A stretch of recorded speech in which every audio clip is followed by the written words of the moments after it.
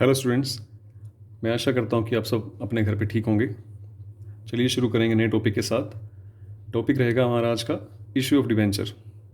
Company accounts में हम लोग अब तक इशू ऑफ शेयर्स पढ़ चुके हैं। आज हम पढ़ेंगे इशू ऑफ डिवेंचर्स। चलिए पहले डिवेंचर्स का कंसेप्ट क्लियर कर लेते हैं। What is the meaning of debenture. Debentures के बारे में जानने से पहले एक इंट्रोडक्टरी जो लेवल है वो थोड़ा समझ लेते हैं हम लोग, एक just like introduction to the chapter, जिससे कि चैप्टर में एंटर होना हमारे लिए आसान हो जाएगा। तो देखिए, अगर मैं कंपनी लेवल की बात करूं, कंपनी ऑर्गेनाइजेशन की बात करूं, वैसे तो सभी बिजनेसमैन को कैपिटल इन्वेस्टमेंट चाहिए होती है, कंपनी को भी चाहिए होती है। तो कंपनी के लिए बिज़नेस शुरू करने के लिए, चलाने के लिए कैपिटल इन्वेस्टमेंट होती है, कैपिटल रिक्वायरमेंट रहती है। There are two major source to collect that capital. दो मेजर सोर्स क्या हैं कंपनी के पास।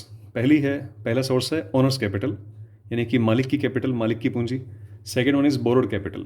बोरो मतलब किसी से उधार लेके लगाई हुई बिजनेस में कैपिटल, ठीक है। तो पहला है ओनर्स कैपिटल, जो ओनर की रहेगी। दूसरा यानी कि खुद की। दूसरा है बोरो की हुई कैपिटल, जो उधार ली जाती है, बोरो की जाती है किसी और से, आउटसाइडर से। तो ओनर्स कैपिटल जो ओनर इन्वेस्ट करते हैं, और बोर्ड कैपिटल जो हम लोग उधार लेते हैं, मार्केट से बोरो करते हैं। ओनर्स कैपिटल कैसे मैनेज की जा सकती है? With the help of share capital, with the help of reserves and surplus. Share capital का मतलब आप समझते हैं, equity share capital, preference share capital.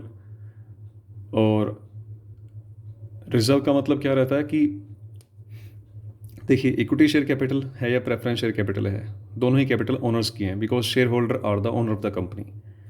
Next रहेगा रिजर्व। रिजर्व का मतलब होगा कि जो प्रॉफिट कंपनी ने अर्न किया है, पैसा तो वो मालिकों का ही है, क्योंकि प्रॉफिट जो कमाएंगी कंपनी वो मालिकों का पैसा है, ओनर्स का पैसा है।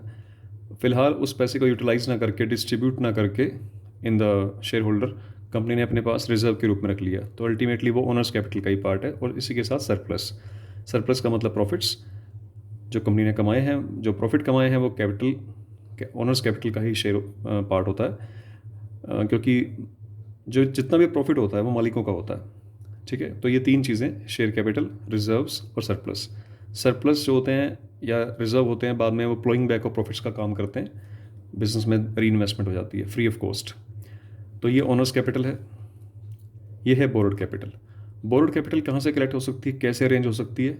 पहली फॉर्म है बोरोड कैपिटल की, जो बड़ी फेमस रहती है, इंपॉर्टेंट है, डिवेंचर्स, जो हमारा चैप्टर का भी नाम है, डिवेंचर्स। डिवेंचर्स क्या होता है इसके बाद भी डिटेल में स्टडी करेंगे। आप इतना समझ लीजिए कि डिवेंचर्स मतलब मार्केट से लिया गया पैसा। जैसे कि जब कंपनी शेयर्स इशू करती है तो शेयर होल्डर बनते हैं, यानी कि जो उन शेयर्स को खरीदते हैं, they are called the share holders. अब डिवेंचर्स इशू करेगी कंपनी, तो डिवेंचर्स को जो खरीदेंगे, those are called the debenture holder. क्या होते हैं डिवेंचर्स, अभी डिस्कस करेंगे। नेक्स्ट सोर्स रहेगा बोरोड कैपिटल का बैंक लोन। बैंक लोन से भी आप बैंक से लोन लेते हैं, तो that is also a part of borrowed capital. Mortgage loan. Mortgage loan का मतलब कोई चीज़ गिरवी रखकर किसी से लोन लिया गया है, चाहे वो बैंक से लिया, चाहे किसी अदर पार्टी से लिया गया है। तो ये these are the major two source of capital, owners capital and borrowed capital, right. तो कंपनी को बिजनेस चलाने के लिए दोनों तरह की कैपिटल रिक्वायरमेंट रहती है। फिलहाल हमारा जो टॉपिक है वो बोरोड कैपिटल का डिवेंचर्स टॉपिक है हमारा। हम लोग इस चैप्टर में थ्योरेटिकल पोर्शन पहले डिस्कस कर लेते हैं। किसी स्टूडेंट ने मुझे कहा था कि सर थ्योरी क्यों पढ़वाते हैं आप इतनी ज़्यादा। मेरा उसको ये कहना है, सभी को ये कहना है, कि जिसकी थ्योरी स्ट्रांग रहेगी, आज +2 लेवल की बात हम करें, अगर +1 +2 लेवल की बात हम करते हैं जब, तो हो सकता है आपको इस बात की समझ ना हो, लेकिन उसके बाद जब आप कंपटीशन एग्ज़ाम में उतरेंगे या इसके अलावा कोई और हायर स्टडीज़ में जाएंगे आप, तब आपको रियलाइज़ होगा कि थ्योरी कितनी इंपॉर्टेंट है। जिसकी थ्योरी स्ट्रांग है उसका प्रैक्टिकल ऑटोमेटिकली स्ट्रांग हो जाएगा। तो थ्योरी पे कंसंट्रेट ज़रूर करिए आप, ठीक है। अभी नेक्स्ट टॉपिक देखेंगे हम लोग। अब हम बात करेंगे इसके फीचर्स की। तो चलिए डिवेंचर्स के फीचर्स की बात करते हैं। मैं भी कह रहा था कि डिवेंचर्स का मीनिंग को डिस्कस करते हैं, है ना। अब मैं फीचर्स की बात कर रहा हूँ। अगर हम अच्छे ढंग से फीचर्स को समझ लेंगे ना, तो उसके मीनिंग, अगर फीचर्स में से ही उसका मीनिंग आ जाएगा। अगर मैं ऑपोजिट बात करूँ, अब तक मैं पहले क्या बोलता हूँ तुम्हें, कि मीनिंग जो होता है या डेफिनेशन जो होती है, उसको ब्रेक करेंगे, अगर आप टुकड़े करेंगे उसके, तो फीचर्स बन जाएंगे। अब मैं कह रहा हूँ कि फीचर्स समझते हैं इसके हम लोग। फीचर्स को अगर आप बाद में कोलैब कर देंगे फीचर्स को, तो उसका मीनिंग बन जाएगा वो। तो देखिए फीचर्स, आपको धीरे धीरे इसका मीनिंग समझाना शुरू हो जाएगा। डिवेंचर्स क्या है, फीचर्स की बात कर रहा हूँ मैं। अ debenture is issued by A company in the form of A certificate. Company ने मार्केट से लोन लेना है, बोरो करना है ना। बोरो करने के लिए जब मार्केट में उसे कोई पैसा उधार देगा तो उस पैसे के बदले में श्योरिटी के रूप में उसे एक सर्टिफिकेट इशू करेगी company. That is the certificate जो इशू करेगी, that is the certificate which is called the debenture. The certificate आगे लिखा हुआ है which is a written acknowledgement of debt taken by the company. ये एक रिटन एक्नॉलेजमेंट है। रिटन एक्नॉलेजमेंट का मतलब लिखित रूप में कंपनी ने स्वीकार किया है कि हाँ, हमने आपसे इतने रुपए इतने ईयर्स के लिए इतने रेट ऑफ इंटरेस्ट से लोन लिए हैं, मतलब उधार लिया है आपसे, ठीक है। और हम इसकी वापसी कब करेंगे, मतलब इसका रिडेम्पशन कब करेंगे, ये भी उस सर्टिफिकेट पे लिखा रहता है। तो डिबेंचर क्या है? Debenture is issued by the company in the form of certificate. ये एक सर्टिफिकेट है जिसमें कंपनी एक्नॉलेज करती है रिटर्न, मतलब लिखित रूप में स्वीकार करती है कि yes we have taken loan from you, इतनी अमाउंट लिए है आपसे, एक पर्टिकुलर अमाउंट मेंशन है उसके ऊपर, particular rate of interest mention है, और इसी के साथ रिडेम्पशन टाइम भी मेंशन है कि इसका रिडेम्पशन कब होगा, यानी कि इसकी वापसी कब होगी। 2 साल, 4 साल, 8 साल के लिए ले रहे हैं, 10 साल के लिए ले रहे हैं, जैसा भी होगा। नेक्स्ट फीचर देखिए। पूरी फीचर्स पढ़ने के बाद आपको डिबेंचर का मीनिंग बड़े इजीली क्लियर हो जाएगा। A debenture is issued under the seal of the company. Debenture जब जैसे सर्टिफिकेट इशू हुआ है, मैं कह रहा हूँ डिबेंचर एक सर्टिफिकेट है, तो सर्टिफिकेट के नीचे जो सिग्नेचर होंगे वहाँ पे कंपनी की सील ज़रूर होती है, कॉमन सील जिसे बोलते हैं हम लोग, ठीक है, क्योंकि वही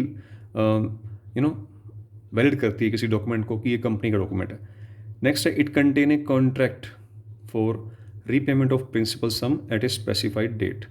ये कॉन्ट्रैक्ट रहता है, जो सर्टिफिकेट है, जो डिबेंचर है, उसमें कॉन्ट्रैक्ट रहेगा जिसमें रीपेमेंट के बारे में बात लिखी जाएगी कि प्रिंसिपल अमाउंट जो है वो इस रेट ऑफ इंटरेस्ट के साथ इस डेट को वापस की जाएगी। Debentures are normally issued for a period less than 10 years. Debentures generally, एक नॉर्मल कंपनी जो है वो डिबेंचर 10 साल से ज़्यादा पीरियड के लिए इशू नहीं करती है, नहीं कर सकती है।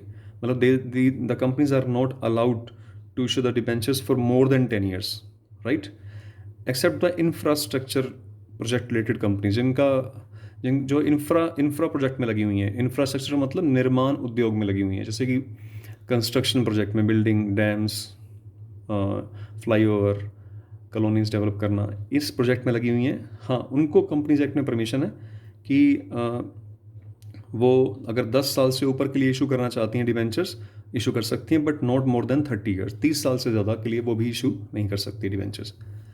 आप यहाँ पे समझ गए होंगे कि मैं 10 साल क्या बोल रहा हूँ। यहाँ जो बात हो रही है कि पैसा वापसी की, रीपेमेंट की, तो रीपेमेंट का मेंशन होना ज़रूरी है डिबेंचर सर्टिफिकेट के ऊपर कि इसका रिडेम्पशन पीरियड कब है, रिडेम्पशन टाइम कब होगा इसका। तो रिडेम्पशन टाइम नॉर्मली 10 साल से ज़्यादा नहीं होता। हाँ, एक इंफ्रा कंपनी है तो उसके लिए 30 साल हो सकता है मैक्सिमम। आगे देखते हैं मीनिंग आगे क्या है। नेक्स्ट है coupon rate is mention. Coupon rate का मतलब आप अच्छी तरह जानते हैं, हम लोगों ने इशू शेयर वर्ल्ड चैप्टर में भी पढ़ा था। कूपन रेट का मतलब इंटरेस्ट रेट। शेयर्स के मामले में वो डिविडेंड रेट रहेगा, रेट ऑफ डिविडेंड रहेगा, यहाँ पे रेट ऑफ इंटरेस्ट रहेगा। तो कूपन रेट मेंशन रहेगी सर्टिफिकेट के ऊपर कि किस रेट ऑफ इंटरेस्ट से डिवेंचर इशू है, कितना रेट ऑफ इंटरेस्ट दिया जाएगा। Debentures are generally secured. Debenture normally secured रहते हैं, secured under the property of the company, मतलब फिक्स एसेट्स पे सिक्योर्ड हो सकते हैं डिवेंचर्स। यानी कि कल को company, when the company is not be able to return the money to the debenture holder, then जो कंपनी ने अपनी प्रॉपर्टी गिरवी रखवाई थी उस डिवेंचर के बदले में, सर्टिफिकेट के अंदर मेंशन है, तो डिवेंचर होल्डर वो प्रॉपर्टी को बेच सकते हैं, ठीक है, और अपने लोन की अमाउंट और उस पर इंटरेस्ट रिकवर कर सकते हैं। एक डिवेंचर्स का नॉर्मली जो पर्पज़ रहता है वो लॉन्ग टर्म पर्पज़ रहता है।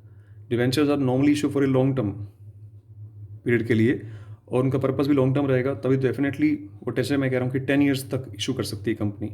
तो 10 साल के लिए जब कोई कंपनी पैसा लेगी तो उसका पर्पज़ भी लॉन्ग टर्म रहेगा, ठीक है। और डिवेंचर्स को हम लोग लोन कैपिटल के रूप में ट्रीट करते हैं, राइट। तो जो फीचर्स हम लोगों ने पढ़े हैं, इन फीचर्स में से आप उसका मीनिंग कैलकुलेट कर सकते हैं। अगर आपको मीनिंग लिखना आ जाए तो फीचर्स में से अगर आप कुछ बातें लिखेंगे कलेक्ट करके, रीमोल्डिंग करके, तो उसको आप मीनिंग में कन्वर्ट कर सकते हैं। अभी एक कंसेप्ट पढ़ेंगे यहाँ पे हम लोग। कंसेप्ट है डिवेंचर्स वर्सेस बॉन्ड्स। जनरली सुनने में आता है बॉन्ड्स, लेकिन मीनिंग क्लियर नहीं हो पाता है।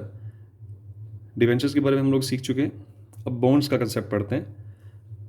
Bonds are very much similar to that of the debenture. Debentures के जैसे ही होते हैं बॉन्ड्स, जस्ट जो डिफरेंस रहेगा, अच्छा, जो बॉन्ड्स होते हैं these are issued by the government, semi government, non government organisation की प्राइवेट कंपनी भी इशू कर सकती है, गवर्नमेंट कंपनी भी इशू कर सकती है। पहले सिर्फ गवर्नमेंट सेक्टर इशू करते थे, अब सभी इशू कर सकते हैं बॉन्ड्स। बॉन्ड्स भी मैं फिर से कह रहा हूँ कि these are very much similar to that of debenture. Debentures का मतलब क्या था? बोरोड कैपिटल, मार्केट से लोन लेना, किसी से पैसा उधार लेना। तो बॉन्ड भी वैसा ही है, आपने किसी से पैसा लिया और उसको बॉन्ड साइन करके दे दिया कि भाई हमने आपसे पैसा लिया, that is also return acknowledgement of debt. Main difference फिर क्या है? मेन डिफरेंस है between these two the rate of interest. Rate of interest को लेकर मेजर डिफरेंस है बॉन्ड्स और डिबेंचर्स में। क्या डिफरेंस है दोनों में? रेट ऑफ इंटरेस्ट को लेकर क्या डिफरेंस है वो समझिए ध्यान से। Debentures are issued with a fix rate of interest. Debentures के आगे कूपन रेट लगी होती है। मैं बता रहा था, जैसे जब भी डिबेंचर्स लिखे जाते हैं तो उसके आगे लिखा जाता है कि जस्ट लाइक 15% डिबेंचर। जब भी डिबेंचर लिखे जाएंगे, जब भी कहीं पे डिबेंचर लिखे जाएंगे तो कुछ कुछ ऐसे, जैसे जस्ट लाइक लिखा हुआ है 13% डिबेंचर्स, ऐसा लिखा जाएगा, ठीक है।